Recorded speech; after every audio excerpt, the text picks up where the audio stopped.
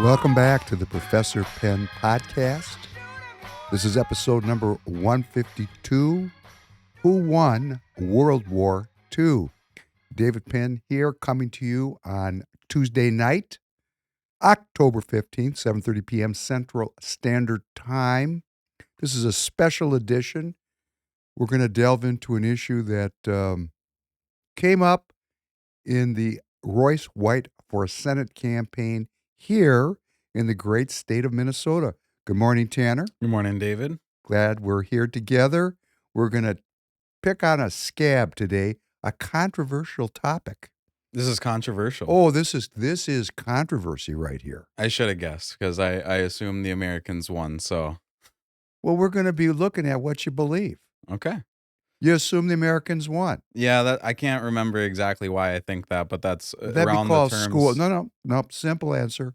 Because we're all acculturated into the history of the post-World War II Democrat liberal order. The winners always write the history.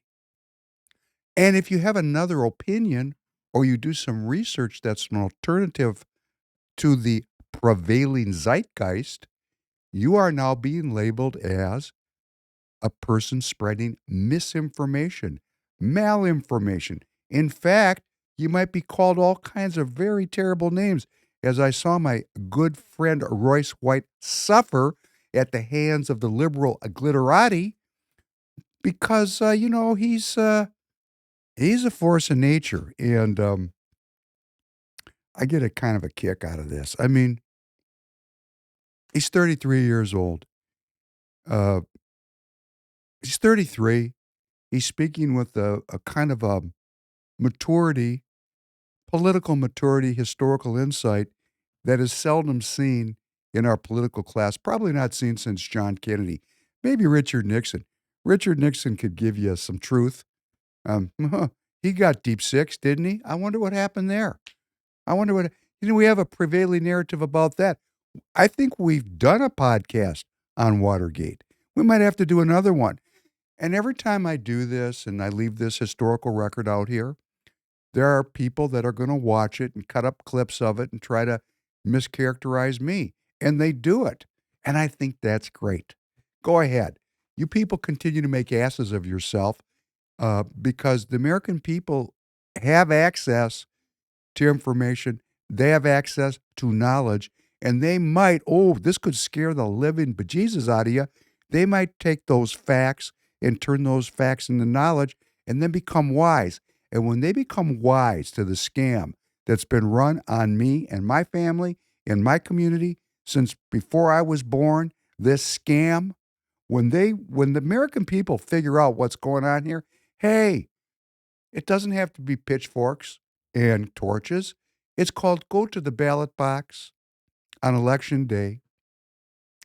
Go to TrumpForce47.com. Get off the bench. Get in the game. The reason they run this scam on us is because we are so materially satisfied and so utterly dependent on the government for presumed safety that we'll let them do whatever they want to do. Let me tell you what it works. We got a contract, an unwritten social contract with our government. As long as you let us succeed materially and provide for our safety, you people can do whatever you want to do. You know what other culture has that same deal with their government? Do you have any idea? No, what? That'd be the Chinese. The Chinese have the exact same deal with the Chinese Communist Party. As long as you people let us make money and live our lives materially in a satisfactory perspective, so we're good. We don't care what you do. How could it be that the American people and the Chinese people have the exact same unwritten pact with their governance, yet one country is allegedly communist and we're allegedly a republic? Doesn't that sound strange to you? I mean, isn't China like on a map? The People's Republic of China is what they call it. You know, they call us the United States of America, one republic, Right. under God, So is indivisible, with liberty and justice for all. Hey, there's a lot of taglines, okay? So then are we looking at an example that China is just farther down the line? I don't know. Like there's a path, right, to communism. China's way down there already, and America is still on the first mile. Let me put it to you this way, my own street corner. You said farther down the line. See, this is a progressive idea that history is a straight line. Well, I think it It's repeats itself, but yeah. Well, it's actually spiralic, and they come around and they come around and they come around and they come around, and every time you get to the high point, the freedom's there, and you come down to the low point, and the tyranny's a little bit greater. But the trend line, and really, Tanner's getting the punchline before we even get into the deal. The tyranny is increasing all the time. So we got to go back. Um, we got to go back. We got to go back. We lack as a people because we're a new culture, only a couple hundred years old. We're babies. You know, like the Judeo-Christian culture, that culture of monotheism is almost 6,000 years old. The Chinese are almost 6,000 years old. So if you're a Chinese kid and you go to elementary school, you're going to study the history of your country. And my gosh, you're studying stuff 3,000 years ago, 2,000 years ago. They say in China that we Americans were in caves barbecuing meat when they were inventing gunpowder and paper. They really look down on us kind of like we're barbarians.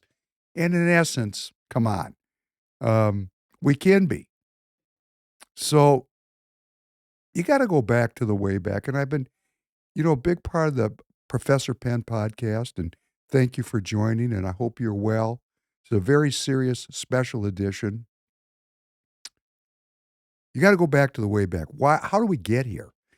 We came out of thousands of years of feudalism where we had hereditary monarchs who ruled the people in collusion with the church and a very small number of people, the nobles, the nobility. Doesn't that sound nice? The nobility, they got all the benefits of society's output.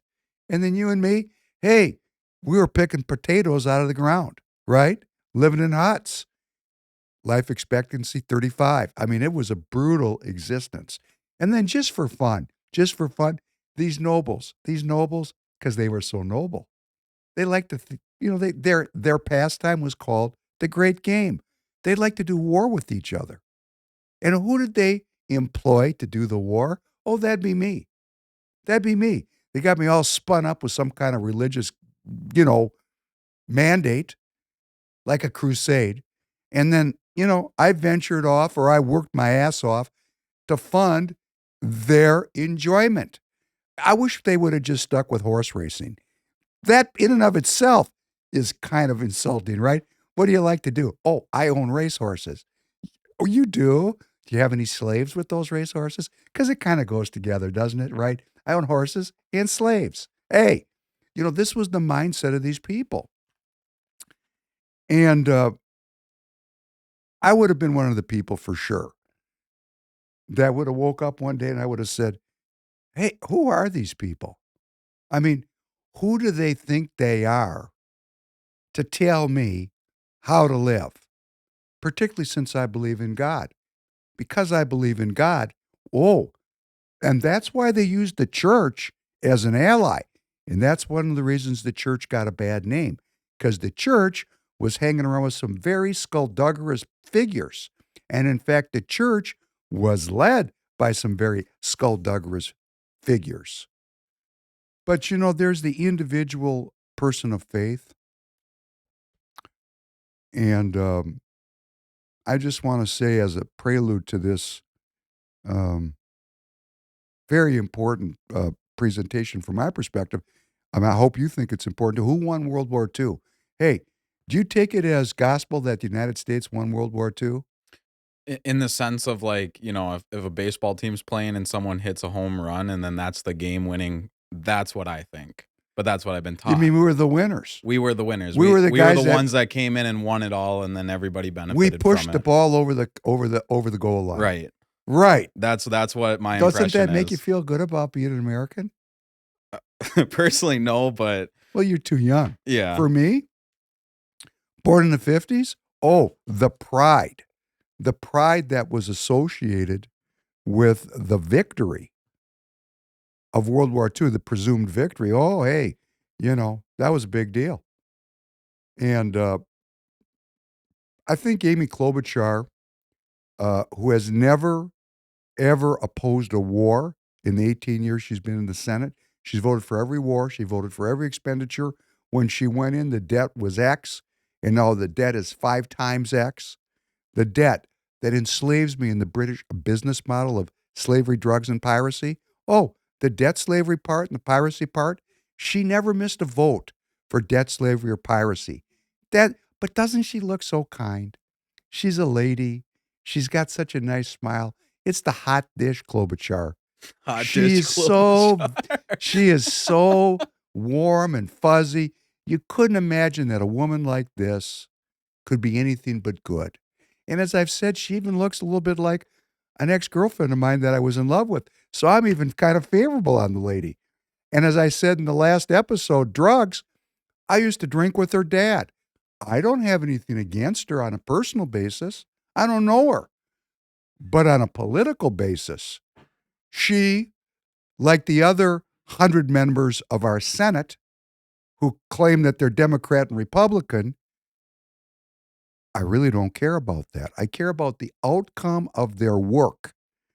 And since, about 2000 in Bush, all they've done is keep us in a forever war to protect democracy. Democracy? I thought we were a republic. I don't know how did that all creep in there? That's kind of like the word equity. The equity, my value in my home is now about equity. We all have the same outcome. Somehow, the meaning of the word shifted. Somehow, the meaning of our country shifted from republic to democracy. And when did that happen? Oh, about right at the end of World War II. Something changed. Who won that war? Who won that war? And we're going to explore that tonight because it came up in the Senate campaign. Now, we're very, very pressed now for time. We're coming up on this election. And I know there's thousands of people that watch the podcast, and I'm going to ask you to please talk to your friends and family. I started to present a new idea over the last several podcasts because my daughter told me she can't vote because she doesn't like either candidate. And I'm saying to them, okay, honey, and to all the people that are like her age, that don't want to vote, let's not give up our free will because when you don't vote, the one thing that made this country special was you can exercise your free will. If you don't exercise it, it's like a muscle. It gets flabby. If you exercise it, you get hard. Your free will is how you make reality. This is the genius of this political formation. A creator that grants unalienable rights, life, liberty, and the pursuit of happiness. That is a free will proposition. That's creativity. So when you exercise your creativity, you get better at it. The Chinese call this, guess what? They had a whole television series about it in the 60s. It's called Kung Fu. Kung Fu, Kung Fu, Kung Fu, Gong Fu, daily exercises. That's why I play all this phenomenal violin clips. You look at these violin players, you say, man, what these people are doing is magical. How do they do that? Hey, they practice every day, 4 hours a day, 5 hours a day. They do it over and over. Why are these martial artists that you see like Jet Li and Bruce Lee and all these great martial artists, Steven Seagal, it's really fun to watch these movies. Why are they so incredible? They practice. They practice using their free will. The entire process of becoming a musician or becoming a martial artist or becoming a good business person or a good father or a good mother or a good child, whatever you want to become good at, it requires daily exercise. And that is the process of training your will. And we divide this into mind, body, and spirit because, hey, we're human beings, we make taxonomies. There isn't mind, body, and spirit. There's no three parts to me. I'm David Penn. So if I'm out working on my physical training, like I like to work my stomach on a slant board, and when I tell you I work it, woo, I'm working it, okay? It's my mind is involved, my spirit's involved. I'm training the totality of who I am.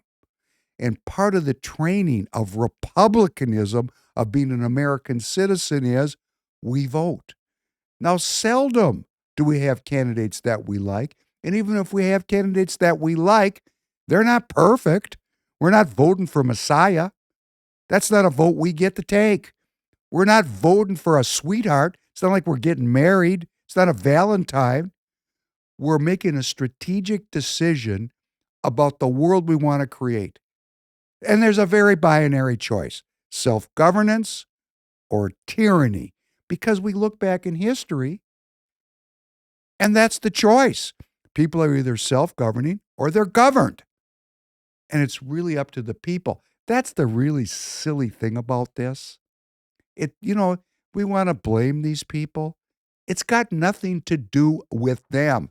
They are the projection of us. You think the Chinese Communist Party can stay in power as a dictatorial force? They have 99 million members. Do you think they can keep their grip on power if 1.5 billion people say, we've had it with you folks? I've been there. The top echelon of Chinese political leadership live in a special compound in Beijing. It's surrounded by it's probably 6, 7 foot thick, 40 foot tall concrete wall. And there's, an entryway, and there's a tank pointing out at the street with its turret at the ready. I mean, they know because they just know how things work. You live by the sword, you die by the sword. If they don't keep that compact going, that the people demand, hey, you give us our material life, and you guys can go do whatever you want to do. We got the same deal here in the United States. We, the people all over the world, have given up our self governance. It's not them, it's us. And when did this really get codified? Well, we're going to talk about it. Because remember, we had the monarchs and the kings and queens of Europe. And some people started to say, hey, who are you people? People are assholes. The priest come into my town, rape my daughter. Now I got an illegitimate kid. The priest is the father. I mean, this was not unusual. I mean, it went on right into the current period, right? I mean, what's the benefit of being a priest, right? Let's think about what the benefits are. Well, there's some benefits that people think about, and there's some benefits people don't think about.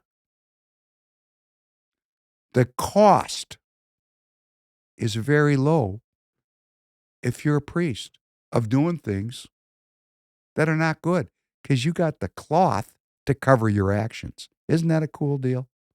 It's like our judges. They wear the same vestments of the priests. They got the black robes on. Hey, if you're a corrupt judge, who's going to question you? Somebody's going to say that's misinformation. What is corruption? Well, what corruption is when the people become corrupt. When the people become corrupt. And here's how they become corrupt. The people, the regular people, their internal energetic strength to self-govern is eroded by their own decision. They become ruled by rulers. This is a corrupt system of not interdependency, but codependency. It's a horribly unwell outcome for the people and for the rulers. The rulers go crazy. Absolute power corrupts absolutely. Have you ever heard that one before? Yeah, It's pretty famous, right? it's pretty accurate. It's accurate. Yeah. So that can only be circumvented when our rulers represent us and they go from rulers to representatives and we self govern. This is bringing about well being. But hey, we don't want to be well. That's why it is the way it is. And I'm working every day trying to change this. I ask myself why. I know what the answer is. Blessed are you, God and King of all worlds. Thank you for creating the light and the dark. Blessed are you, God and King of all worlds. Thank you for creating me in your image. Blessed are you, God and King of all worlds. Thank you for making me an American. Blessed are you, God and King of all worlds. Thank you for making me free. Blessed are you, God and King of all worlds. Thank you for healing the blind. Blessed are you, God and King of all worlds. Thank you for feeding the people. Blessed are you, God and King of all worlds. Thank you for releasing the bound. Blessed are you, God and King of all worlds. Thank you for raising up the downtrodden. Blessed are you, God and King of all worlds. Thank you for creating the heavens and earth. Blessed are you, God and King of all worlds. Thank you for providing for all my needs. Blessed are you, God and King of all worlds. Thank you for directing my path. Blessed are you, God and King of all worlds. Thank you for my American courage. Blessed are you, God and King of all worlds. Thank you for crowning America with glory. Blessed are you, God and King of all worlds. Thank you for restoring strength to the weary. Blessed are you, God and King of all worlds. Thank you for sending your Son to die on the cross that I might be saved. Forgive me, my Father, for I have sinned. Pardon me, my King, for I have willfully transgressed. For you pardon and forgive. Blessed are you, God and King of all worlds, who is gracious and ever willing to forgive. Well, that's the old world. That's the old world order. We think about the old world order as the historians tell us it is. Let me share an alternative street corner. The old world order was the world of faith. Uh, what is the new world order? Well, we're living in the new world order, right? We all know that. We've played it several times. George Bush, the elder, announcing to the Congress that there's a new world order. We see references to it on our dollar bill. Um, we know we live in a new world order. And we have words like the Great Reset. And we're starting to come into some awareness of the American people. Damien, in the last uh, podcast, not the one with Maureen Bannon, which was a pleasure to do, but he was asking some very uh, specific questions in the live chat, and he was pushing me to go all the way down the rabbit hole. And Damien, why I don't go all the way down the rabbit hole is number one, I don't have any 8x10 glossies. So my view of that bottom of that rabbit hole is speculative. Number two, there's a lot of ways to look at it and talk about it. And that's what this podcast is about. It's a more studied way in looking at the bottom of the rabbit hole. And I think the rabbit hole is who's down in that hole? Well, it's the people that rule us. They're hiding. They started to hide in the World War II period because this is really an interesting part of this. America is such a important country historically. We were the flower of the philosophy of republicanism. Our documents that undergird everything that goes on in this country are Republican documents. The philosophy of republicanism is, it stopped at a certain point, right? But the root of our self-governance is not about human arrogance. It's about a creator. I was talking about on my radio show about the weed in the garden. The root of the weed is human arrogance. Arrogance is the disease. That's the core disease. And our founding was about a creator granting rights, unalienable rights. That stands in sharp juxtaposition to the world we live in today, where we believe in our own arrogance, our own intellect. And this transition took time. And that's what's so interesting about America, because America stood for generations on this concept of republicanism. But that root was there. It's been there for forever. That root of survival of the fittest, which is opposed by or modified by a creator that grants unalienable rights.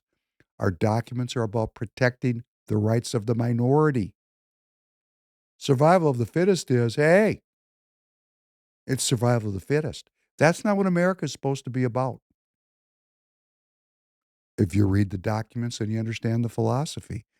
And for generations, we had a Republican government, and we had the fastest, greatest expansion of freedom, wealth, creativity in the history of the world. We became the United States of America as we know it today. But somewhere along the line, 1880s, 1890s, sometime after the Civil War, sometime during the Industrial Revolution, the forces of tyranny, which have become codified in the Democrat liberal order, worked their way into our academic institutions, and our philosophy as a country started to change. President Roosevelt was a very important character. He was our president during the Great Depression, like we're in now. Beggar thy neighbor. Please look it up. And President Roosevelt, when he addressed the nation in what he called the fireside chats. Now, President Roosevelt was a socialist orientated leader. He believed in redressing the inequality that had developed when you have freedom of will, because it's based on how you train. I mean, now it's about training, it's about will. And unfettered free will leads to inequality because people have free choice. If you choose to sit home, Tanner, and smoke dope every day and watch TV, and I choose to go to work every day and I want to make money, I'm going to have more money than you, Yeah. right? That just make yeah. I mean, it just makes sense, I get what I right? get. And that's the way it was. It was okay. It was okay. They had a guy, I know probably many of us saw him, down in Tampa, Captain Dan. He was going to ride out the hurricane, on his 20-foot sailboat. And, he was a salty sea dog. He's free to do that. Republicanism. People said, boy, this dude's crazy. This dude is crazy. I mean, y'all, if you saw him, you go, well, that's crazy. But Roosevelt, when he addressed the people, always referenced God, a creator, tried to create so even though he was trying to redress the inequality of republicanism, he brought with him, because of his age, his generation, his cohort, and who he was talking to. I don't know what he believed. I'm not in his head, but I know what he said. He talked about God a lot. And he actually used his faith or his protestations of faith or the faith of the American people as a juxtaposition to the godlessness, the presumed anti-Christian nature of the Nazi regime. So Roosevelt was this transitionary figure who believed in humanity, a good deal for humanity. And as we keep saying, he demanded that Churchill give up the British Empire by signing the Atlantic Charter. And actually, he made Churchill give a speech about it, that the Great Britain, that the British Empire would, going forward, honor the rights of all peoples to self-determine. Roosevelt made him give up the British business model. That's us, we the people. We the people demanded that the British give up their empire. And one could say, because all these countries that were fighting in World War II, the British, the Germans, the Russians, these were all imperial, monarchical countries with huge empires. I mean, the Soviet Union itself was an empire. I mean, we're seeing what's happening now with the Ukraine. The Ukraine was part of the Soviet Union during World War II. That country was not a country. It was a region of the Soviet Union. Germany had colonies. I mean, people say it was nationalist. No, it was a globalist enterprise. Hitler wanted to spread Nazism throughout Europe, and he did a darn good job of it. And the British, hey, the sun never set on the British Empire.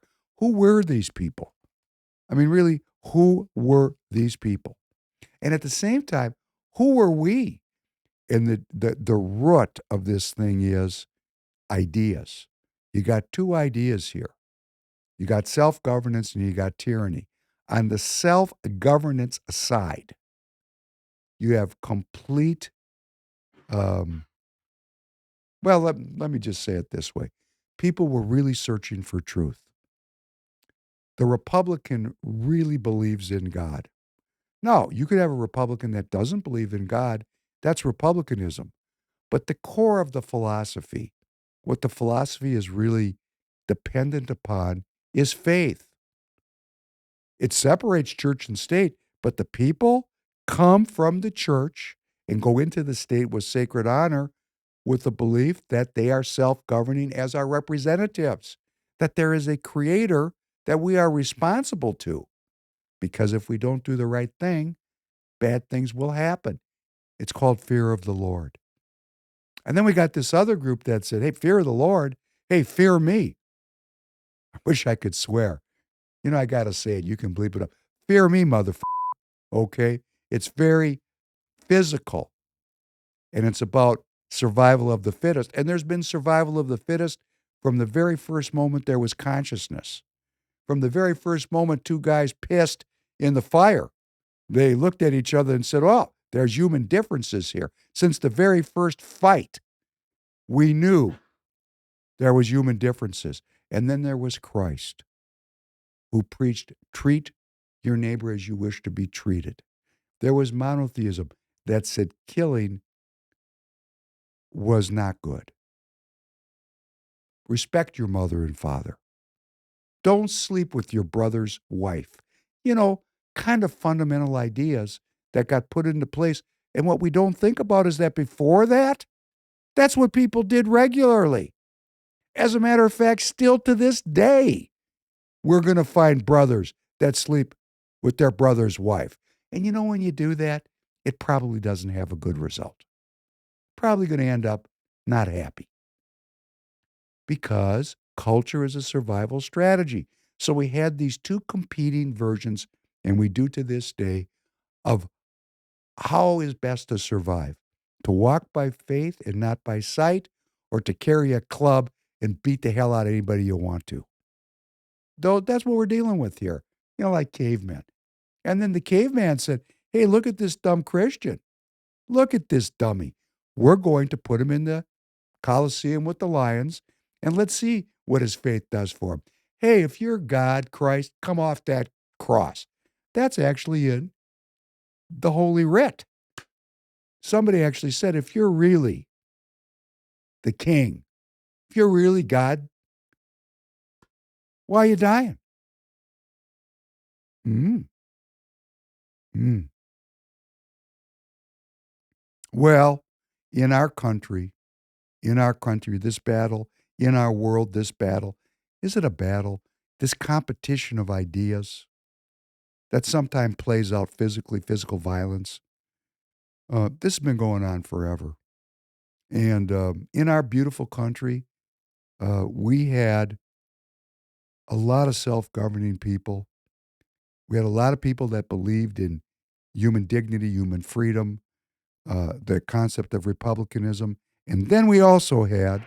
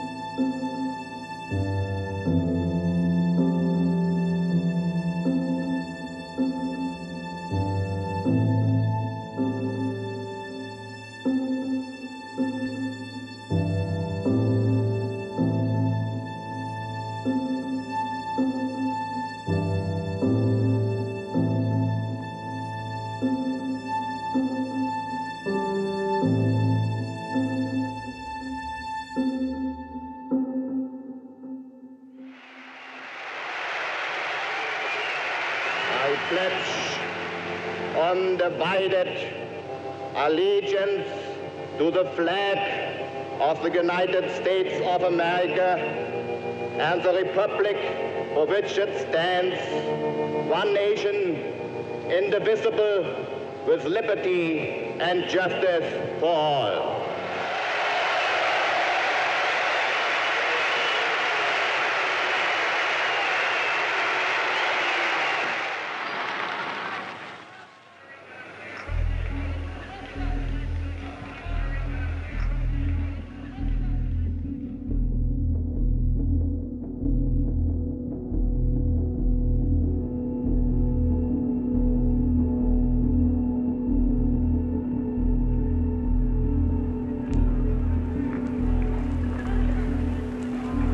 Ladies and gentlemen, fellow Americans, American patriots,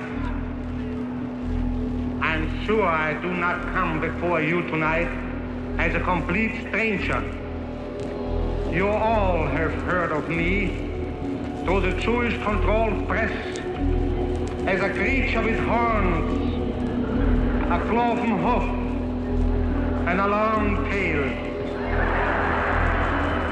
We, with American ideals, demand that our government shall be returned to the American people who founded it.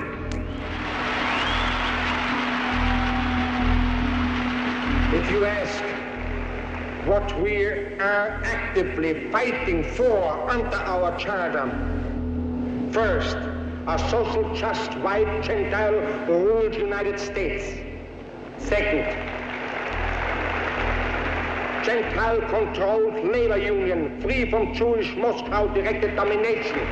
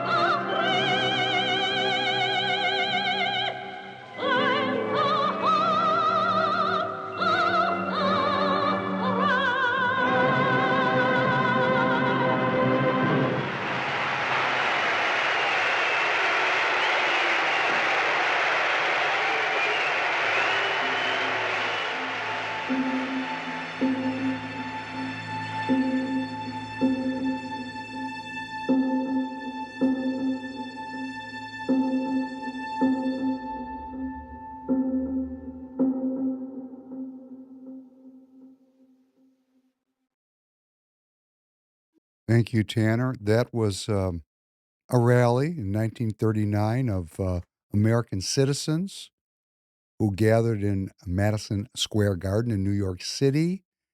It was an America First rally. You can see there was obvious Nazi symbology.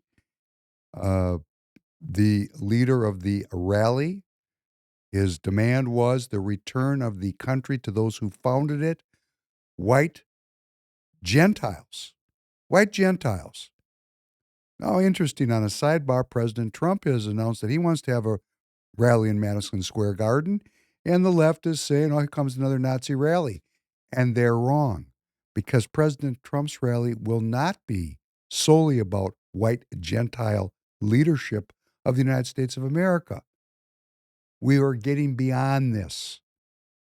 Our movement is different than the previous movement. We are actually standing on our Constitution. Our Constitution guarantees all Americans the protection of their rights and their participation in civic life. And that's what the current America First movement is all about. And that's why it's going to win, because it embraces all of us as Americans and seeks to get beyond the Darwinism that is associated with believing that the white Gentile race of Anglo-Saxons is the superior, the first, the best, and whatever, which is the underlying theme of that rally and of Nazism generally. Now, the war broke out not very long thereafter. That was 39. As you know, the war broke out in December 1941, and all these people disappeared because we went to war and the World War started. And I think that we need to understand what was happening then and what's happening now. The World War, they call it the Second World War. There was really a world war that started in the beginning of the 1900s with what they call World War I, 1914. It's going on right now. It's the same war. It's the same war. The world has been at war for over 100 years. Yes, there's been some periods of peace in there. That would be called rearmament. But this basic battle that's been going on, this 100 years war, 500 years from now, they might call it the 100 years war. This go around, or this round of the war, and what we call World War II, was the Axis powers, Japan, Italy, and Germany, fighting what Putin calls the Anglo-Saxons. That's the United States, aligned with Great Britain, allied with the Russians and the Chinese.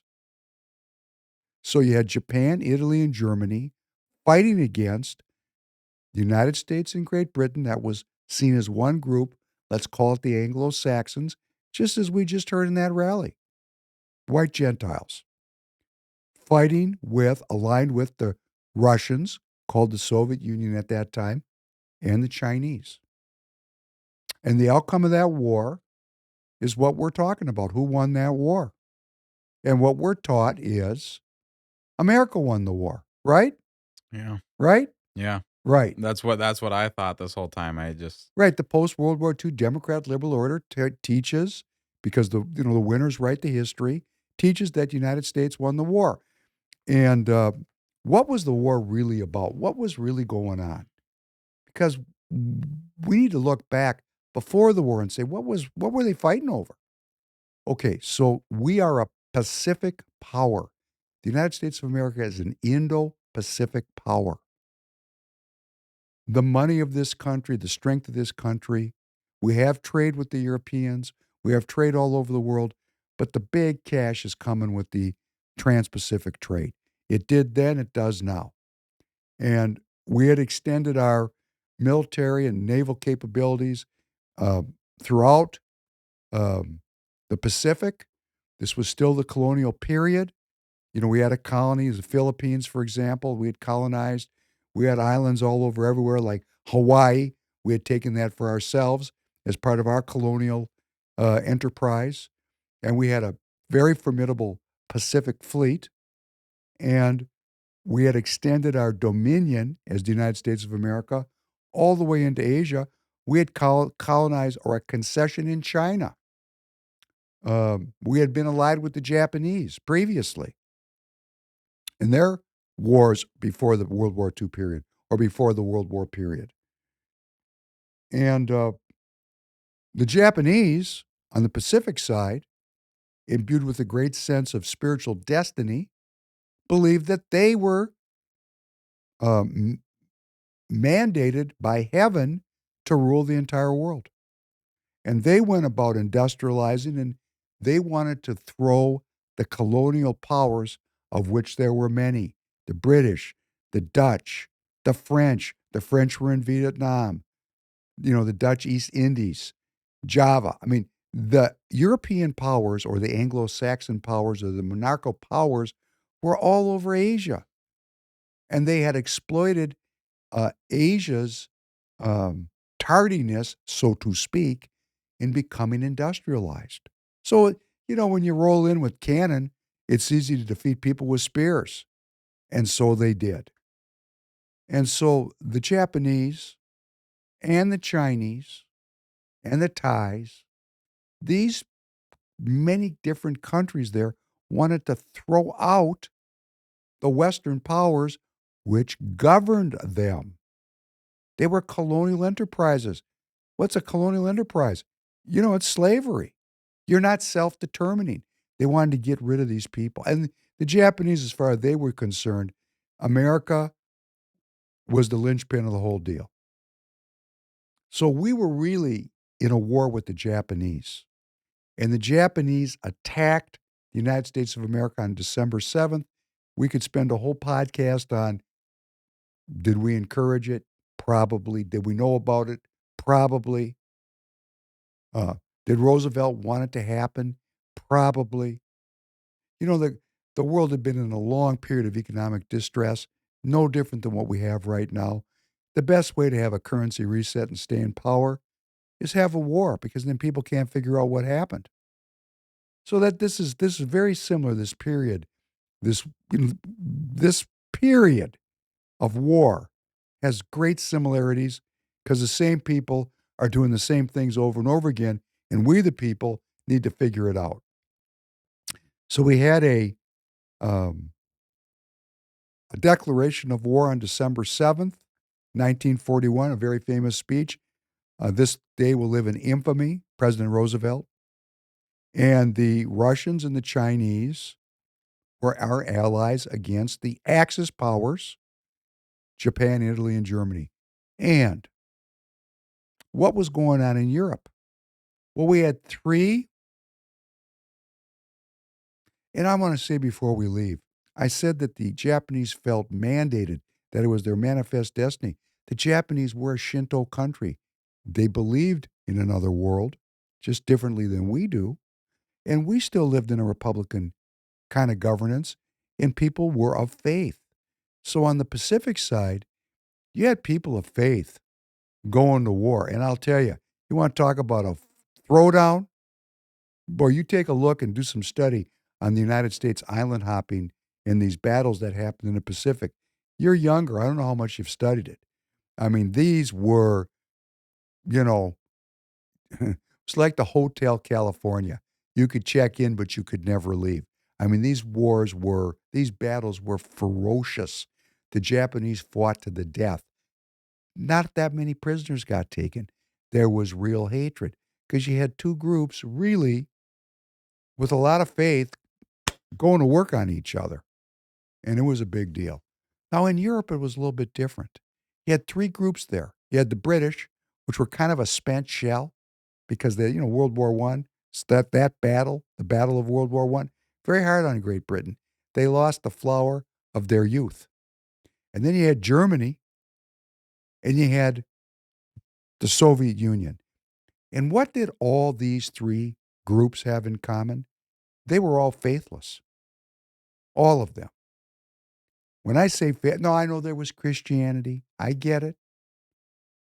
But in the Soviet Union, hey, they were already Marxist. So Christianity was already repressed.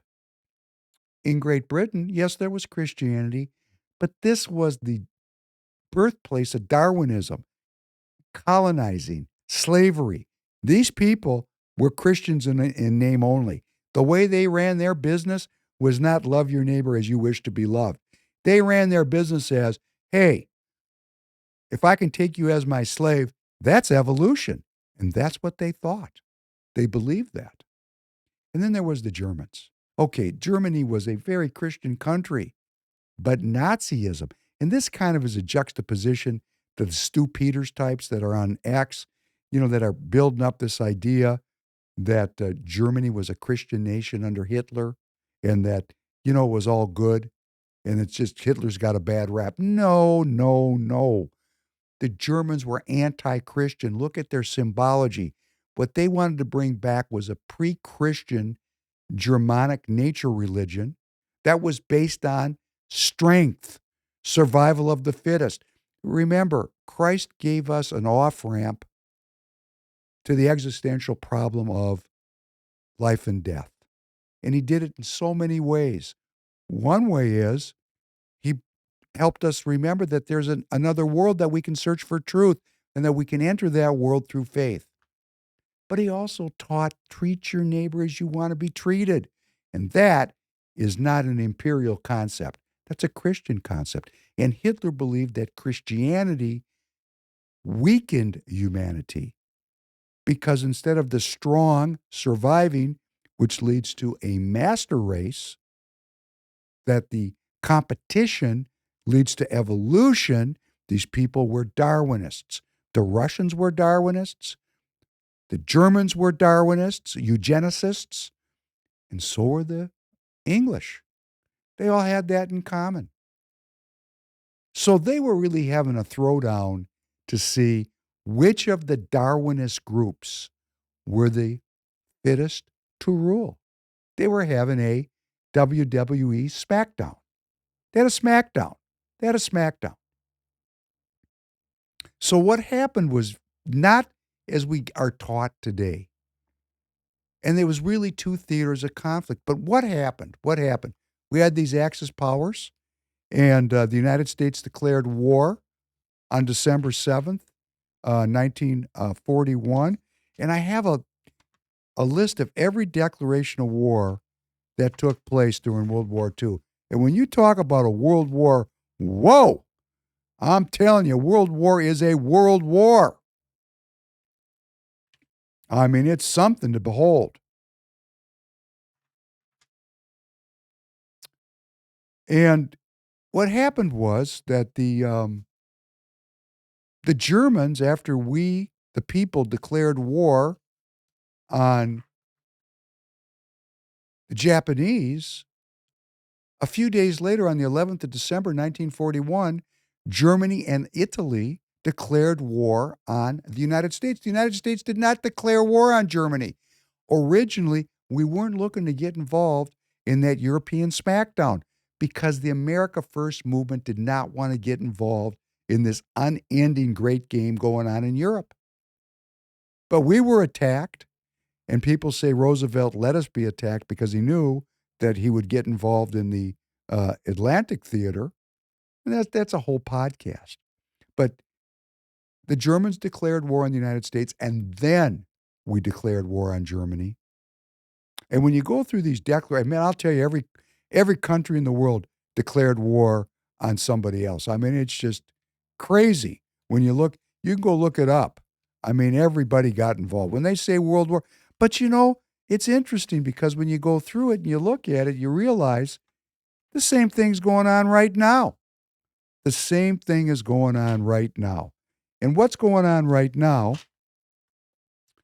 is the Russians in World War II defeated the Germans. Great Britain was a spent shell, and their empire got subsumed into the America. We became one kind of connected group. And so we still have a battle. And what was that first battle? That was the Italians, the Germans, and the Japanese fighting the Anglo-Saxons, the colonialists. That's what was going on. They were trying to reshape the world order, the old world order of colonization, domination, exploitation, and slavery by a superior race in the mind of the Darwinists, the Anglo-Saxon, was subjugating peoples all over the world, and those peoples were fighting back. They're fighting back.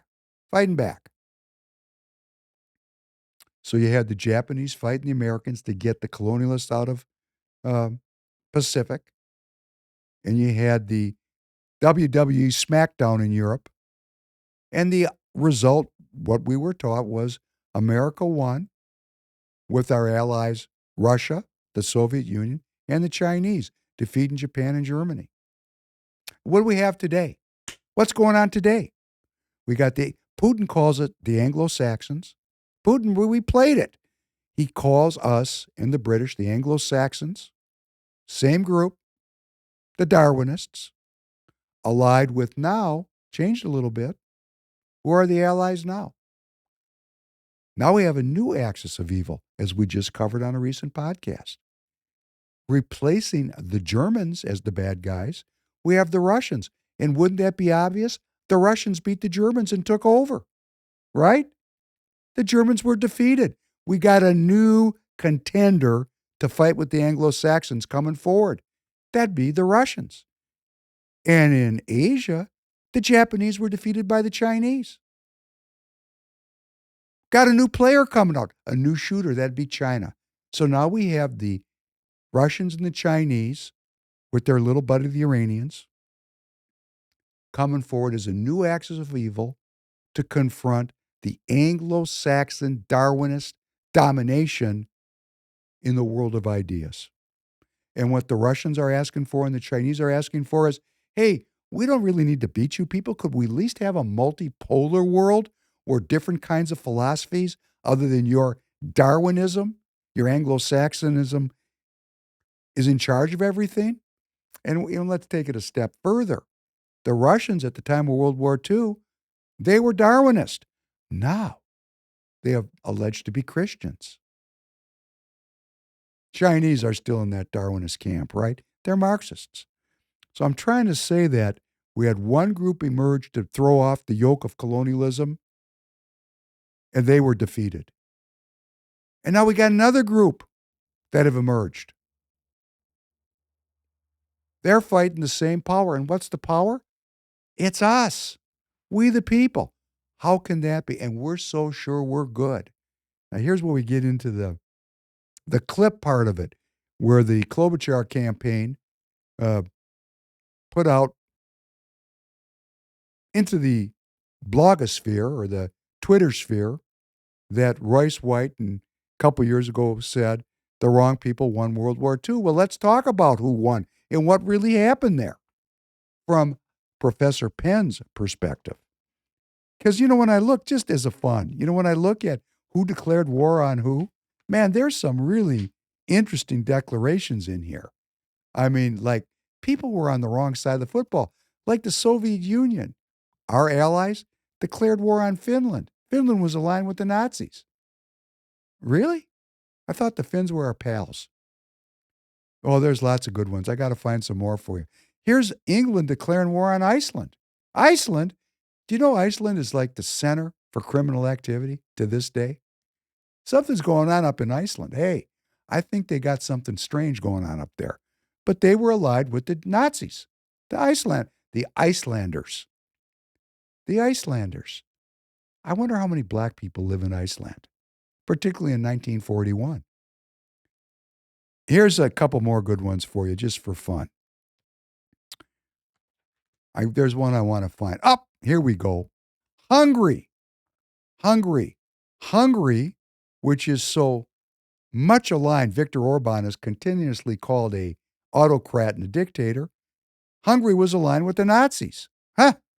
What a surprise. What a surprise. You see me paging through these pages? These are all the countries that declared war on each other. It's just unbelievable. Cuba flipped sides.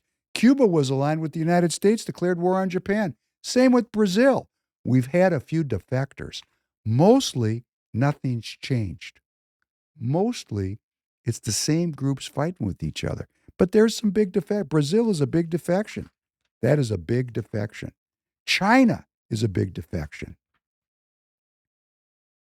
But here we are now fighting the same war. And what is that war really about? What are we really fighting over?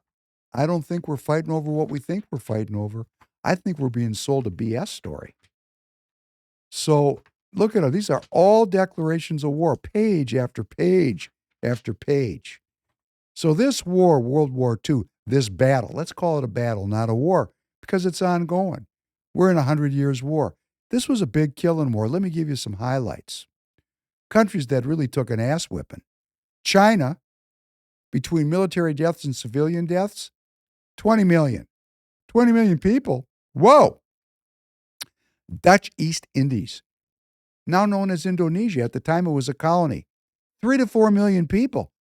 You know, you got to look up the Straits of Malacca, and you'll see why there was so much killing over in Indonesia. French Indochina, now known as Vietnam. Boy, that place has been controversial for a long time. 1.5 million Vietnamese died. Wow.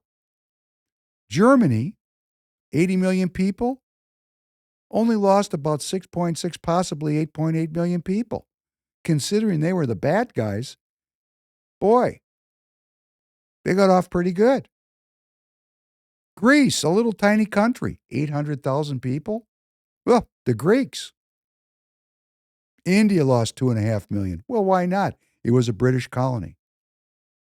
Japan, a bad guy, only lost 3.1 million people. That's a lot of people.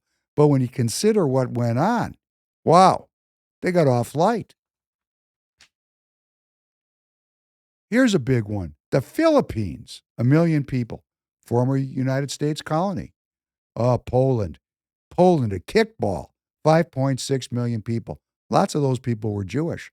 The Polish Jewish population was liquidated.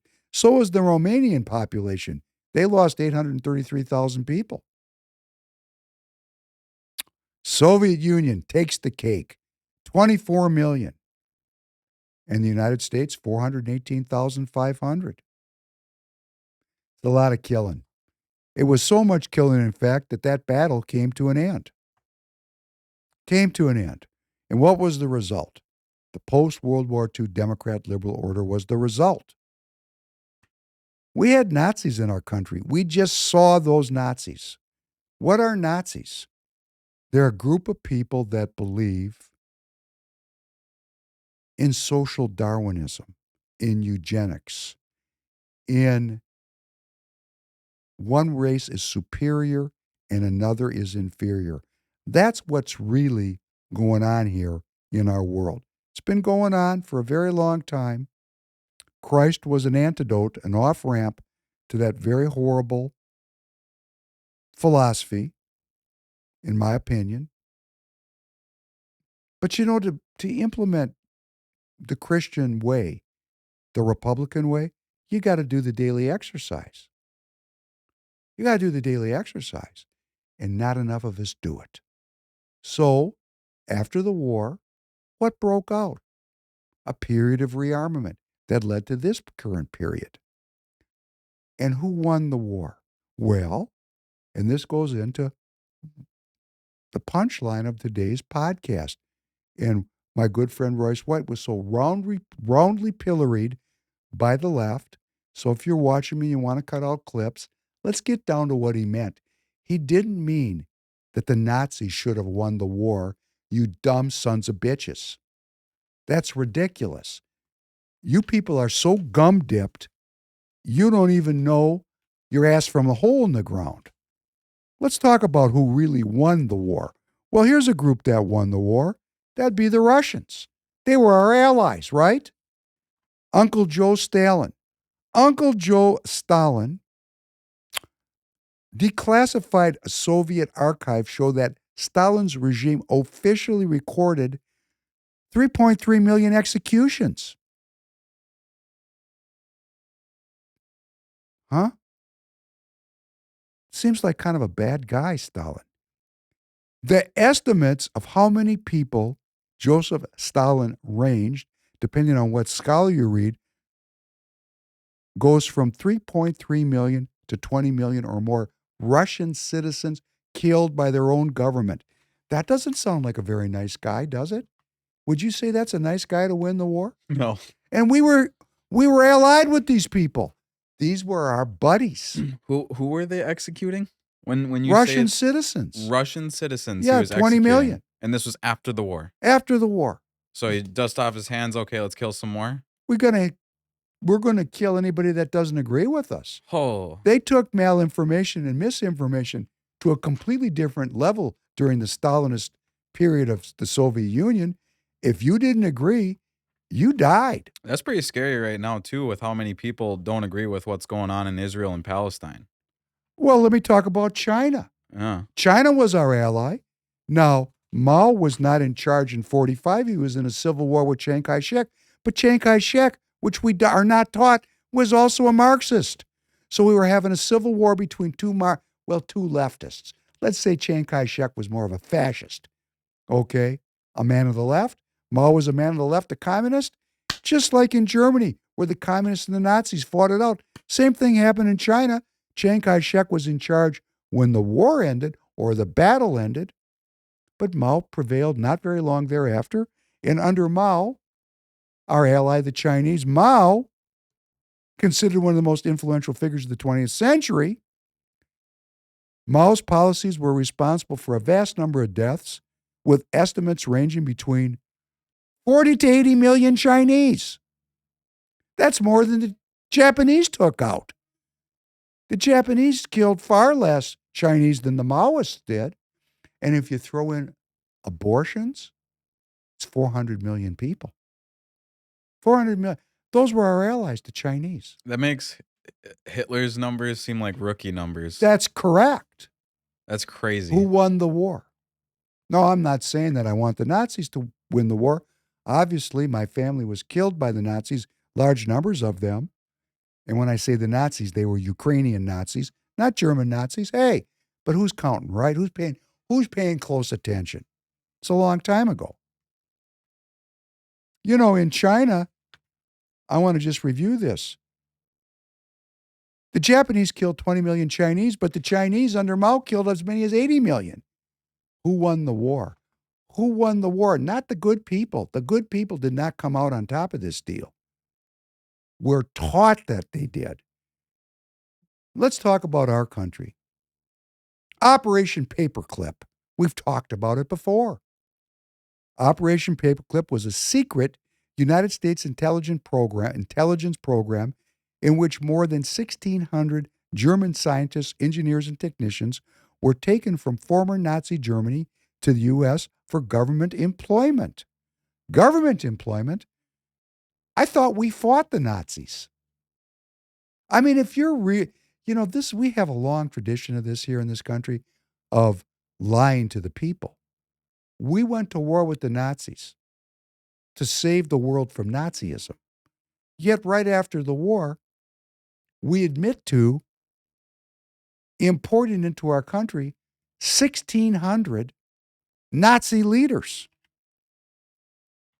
What kind of scam is that? Would you please play number 3? Could not ignore the pressure of politics. To keep his job, von Braun joined the Nazi Party in 1938. 18 months later, he received an officer's commission in the SS. It's believed that the only time he put on his SS uniform was the day SS Chief Heinrich Himmler visited Peenemünde. In March 1939, Hitler met von Braun and Dornberger at the old Army Rocket Development Facility at Kummersdorf to observe engine tests. You know, normally people were impressed by the noise, but he didn't say a word. And then we showed him a model of the E3, you know, with gyroscopes and all these things, and he listened quietly to my explanations, and at the end he turned away shaking his head. So I think the leadership that Kennedy provided was very important to establish a goal, which we needed to do it in a certain time frame, and to know that he had the confidence in the team that we could bring it off. You could see the sparkle in Kennedy's eye, and you could see the chemistry that he liked von Braun, and von Braun liked Kennedy. When we got down to the giant hangar where these rockets were assembled, Kennedy was totally absorbed in this man and the message. You could see he was hanging on every word. Well, during this discussion, there was this second discussion going on behind Kennedy. They were arguing, literally shook. And Kennedy did experience that day, that test firing for about 30 seconds of a Saturn I but he never got to see the big moon rocket tested, nor did he get to see a Saturn launch. That's SS Officer Werner von Braun, shown here in this clip, giving a display, a presentation about rocketry to Herr Hitler when Werner von Braun was a employee of the Nazi government, an officer in the SS. Big deal. SS. SS. The Russians used to shoot SS members on sight. They'd shoot them on sight.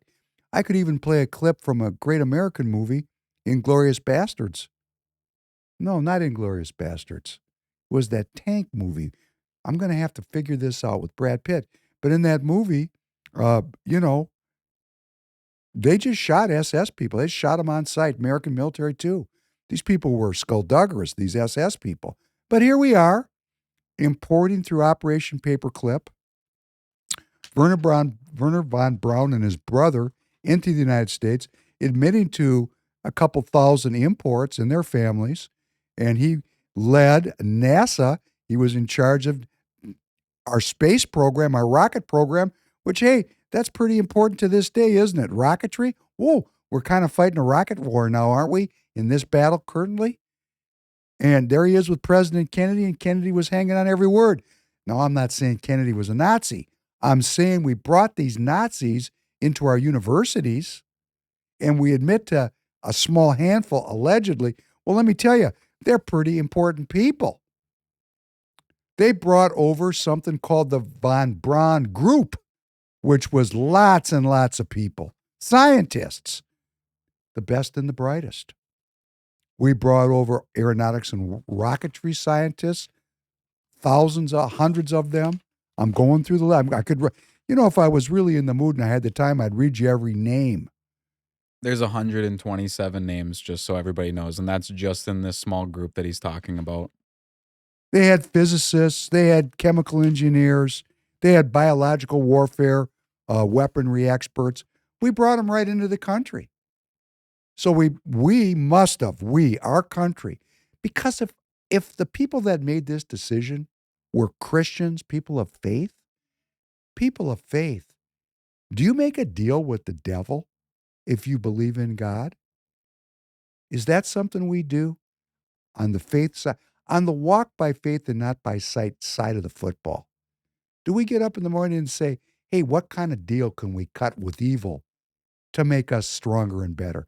No, the people that cut that deal, that ran our government, because this happened at the intelligence level of the government, the military level of the government, those people were Darwinists. They were also eugenicists. They didn't have the philosophy of I will treat my neighbor as I want my neighbor to treat me. That's not who they were. These people wanted to inherit the British Empire, and they wanted a Pax Americana. And these people were not good people.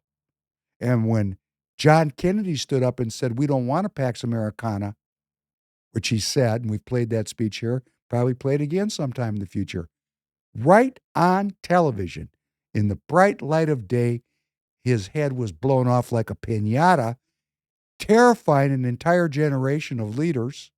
That'd be the boomers. And then we had a few more martyrs, which was, Malcolm X, Martin Luther King, and Bobby Kennedy. And those 4 deaths, man, that took my generation off the playing field. This republicanism idea, we're going to keep our head down. We'll take the money and run. Take the money and run. Great song. Anyhow, my point is, what we think is we won. Who won was Sir Francis Galton. Sir Francis Galton was born in 1822. He died in 1911, just before the start of this war that's gone on for 100 years. He was a British genius, and he was the originator of the concept of eugenics during the Victorian era, the monarchy era of Britain. His ideas later became the basis of behavioral genetics. Galton produced over 340 papers and books. This guy his cousin was Charles Darwin. He was related to Darwin. And he took Darwin's concept, the survival of the fittest, and he created the concept of social Darwinism. Darwin himself did not talk a lot about heredity and eugenics as it was applied to man, but Galton did. And Galton, man, Galton did some things that were really interesting. For those of us like Damien that are familiar with the concept of the Masons, Galton was a master mason. And to become a master mason takes some time and some work, but not for Mr. Galton. According to the records of the United Grand Lodge of England, in February of 1844, Galton became a Freemason at the Scientific Lodge. You know, that root to that weed in the garden of human arrogance, the Scientific Lodge, which was held at the Red Lion Inn in Cambridge. Cambridge. Oh, Oxford. Oxford. Cambridge, Oxford. My daughter actually is going to spend the last year of her college education at Cambridge for free. She got a full scholarship. Oh, thank you, honey. Progressing through the 3 Masonic degrees, apprentice on the 5th February 1844, fellowcraft just about a month later on March 11th, 1844, and Master Mason just 2 months later on the 13th of May. Somebody wired up Francis Galton for a quick trip into the Masonic Lodge because Galton was on a mission, and his mission was to spread the idea of social Darwinism throughout the world and to operationalize the concept of eugenics. One of our American followers of the Galtonian philosophy was the very famous Margaret Sanger, who started Planned Parenthood. And she spoke openly about the importance of preventing the birth of less desirables. And if you didn't know it, and we've talked about it before, but I'm going to bring it up again about who won. This country has a very, very long tradition of eugenics right here in the good old US of A. Oftentimes, women's temperance movements were involved in the eugenics movement. And why not? Women are, of course, seeking the best genes for reproduction. Comes natural to them. Why have a baby you don't want? I mean, come on. Could be something better right around the corner. Eugenics. Sorry, ladies. It's just the way it is. You don't like it? Put it in the live chat. Eugenics, social Darwinism, anti-human philosophy, anti-human technology, anti-Christ philosophy was the war. Would the forces of faith prevail or the forces of science prevail? And what happened after the war was the eugenicists prevailed all over the world. We can see it in the Soviet Union because we look at all the deaths. We see it in China. We see all the deaths. And now we see, after a long period of transition out of republicanism to the full flowering of the post-World War II Democrat liberal order, we see what's happening in our own country. That self-governance is under tremendous pressure. It's being ended. The philosophy of republicanism, which is based on monotheism, it's being ended. It's being replaced by the very self-same eugenicist, Darwinist, scientific worldview. And what's really been lost? What really happened? What really happened in World War II? Just paging through my notes, see if I got an off-ramp, because this is so hard to say. When that many people died that quickly, that's an entire humanity that's in post-traumatic stress disorder. All of us. That's a wound that affected every living soul then and now. The focus on the Jews being the choosing people. I'm not going to say the chosen people, but the choosing people, the people that chose to use their free will to believe in one true God. They were exterminated. The one promise Hitler made to the German people was that if war broke out in Europe, European Jewry would be destroyed. And it was. What happened to the Jews?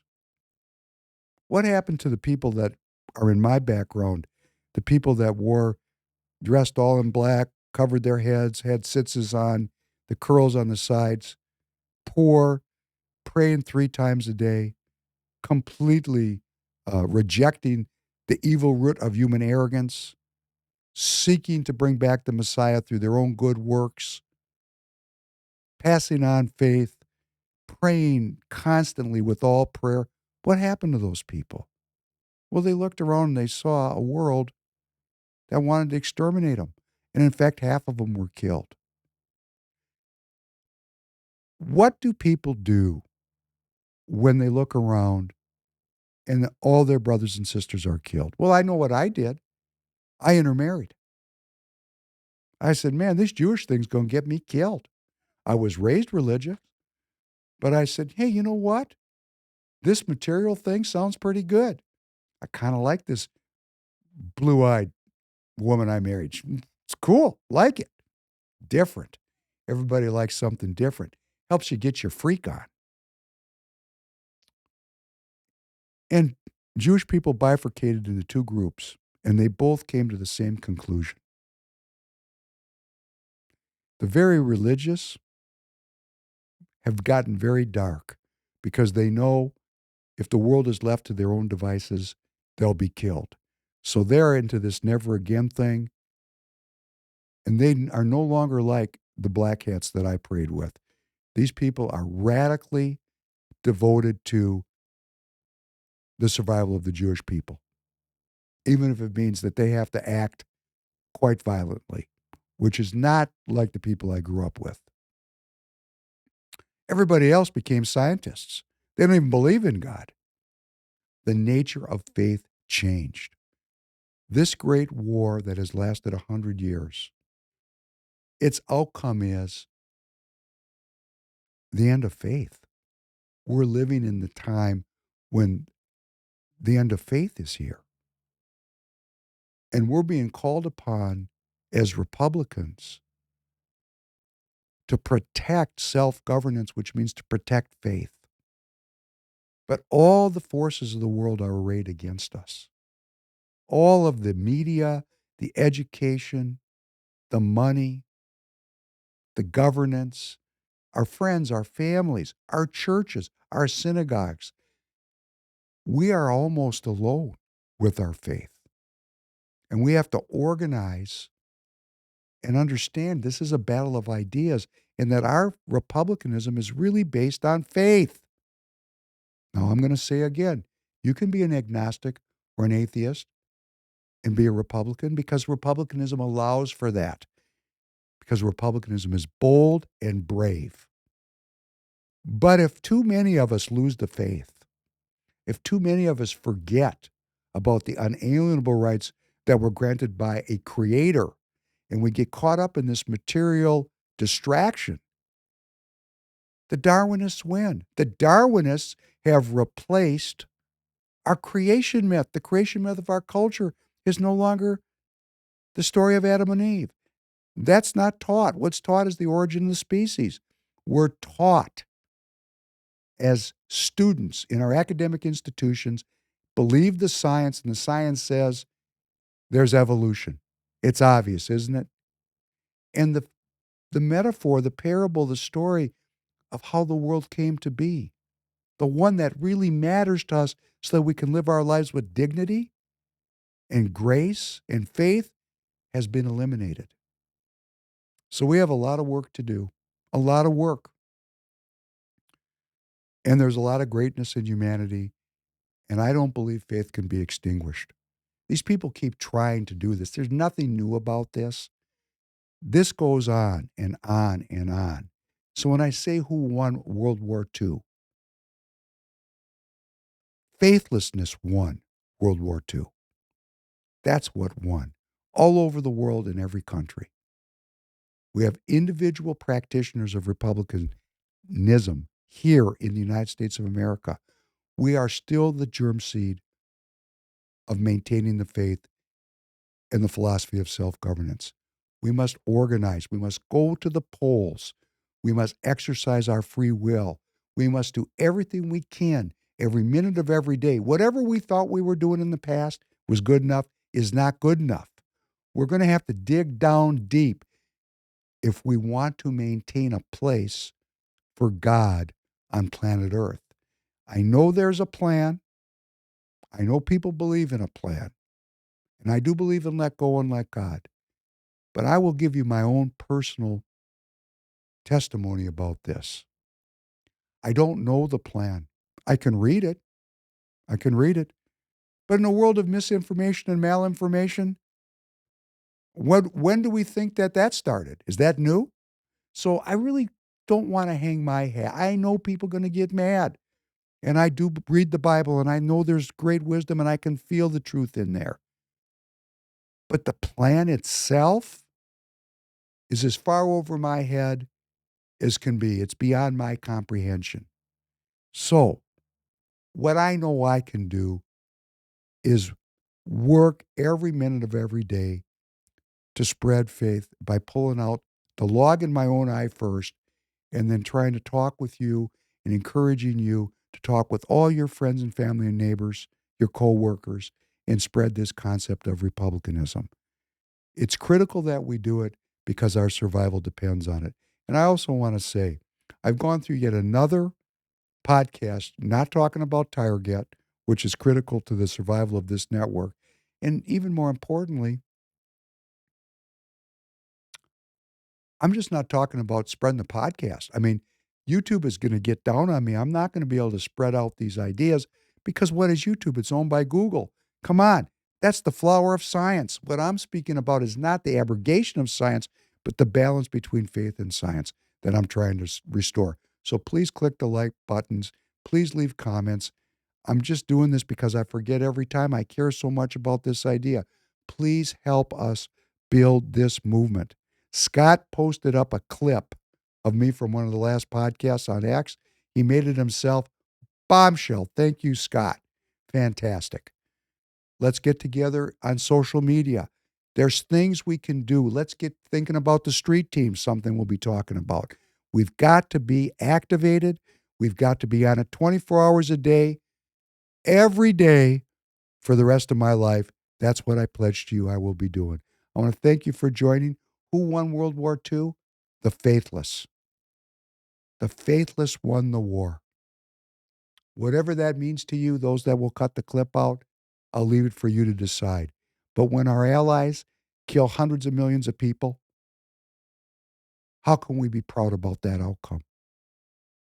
Could we at least have some humility, some humbleness in recognizing that we allied ourselves with the faithless, that the United States of America, a Republican country, allied itself with two countries that are both communist that slaughtered their citizens? And who are we to have done that? And what does that mean going forward? And how do we get on one side of the football and quit funding both sides of everything in our materialist pursuit of world domination? That's us, we the people. Our materialist, scientific pursuit, our Darwinist, survival of the fittest pursuit of world domination. Yet again, our ideology is being challenged by peoples all over the world. But it's not my ideology. And I hope it's not yours. On that note, I wish you good night. Thank you for joining a very serious subject. We're going to go out with a very powerful scene from Schindler's List. And let me say this in closing. This is not about the Jews to me per se. This is about what happens when the tyranny of godlessness, because the Nazis were anti-Christian, when the tyranny of godlessness gets let loose in a culture, the perversity and the depravity that can come about is beyond human understanding. And this scene from Schindler's List shows the liquidation of the Warsaw Ghetto, and there was a piano in a room, and a German officer is playing a beautiful piece of classical music written by a German composer, and another officer, is it Bach or is it Mozart? the very high point of human creativity in Germany, Bach, Mozart, Beethoven, the people that spawned that phenomenon, were capable, by giving over to the root of human arrogance, of the weed that's crowding out the garden, they were capable of this. Thank you very much, Tanner. Have a good night, everybody.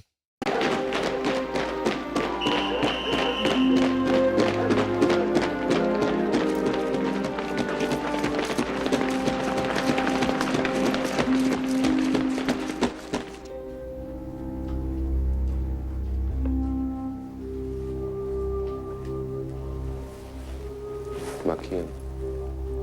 Markieren.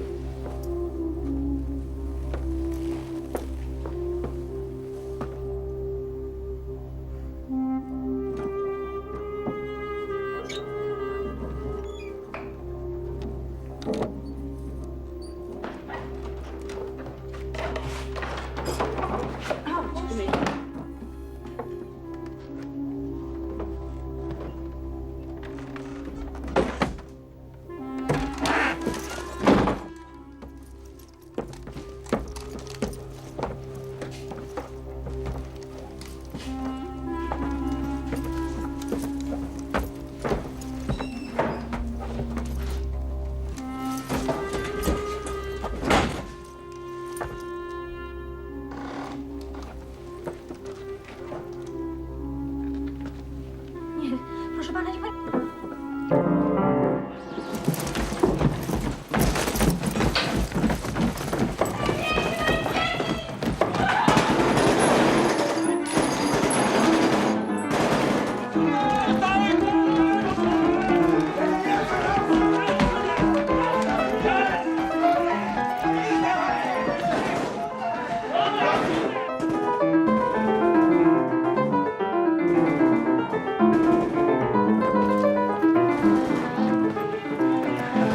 Was ist das? Ist das Bach? Ist das Bach? Nein, Mozart. Mozart? Ja.